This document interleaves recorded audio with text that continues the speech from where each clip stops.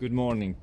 A very frosty environment here, and what I'm trying to do is replacing this wing mirror on this Range Rover, but not the whole thing. I've done that on the other video. So obviously you'd have the mirror sitting this way, and it's really easy to adjust like that.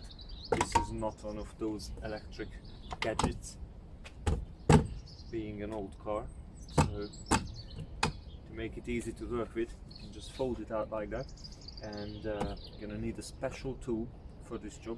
It's a Land Rover 007 ordinary kitchen spoon.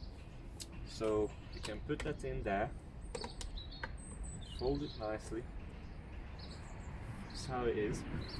And the mirror glass needs to be pushed this way, and for that you turn this out a little bit and just turn the spoon like that, and it pops out. That's it. Now we can hold it and wiggle it out a little bit.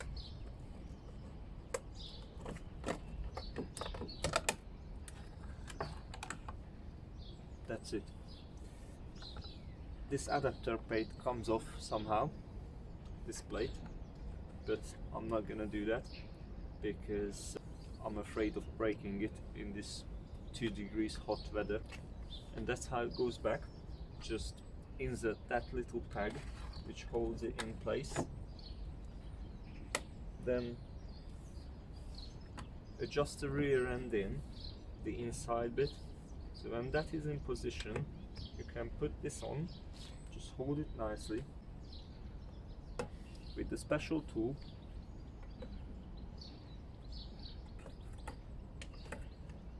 We can push the glass a little bit by turning the spoon.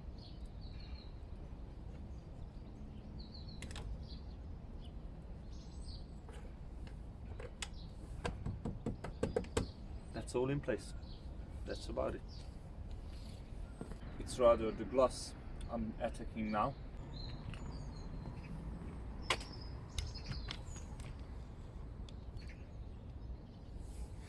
On closer inspection, we can see that these little pegs are good and still okay.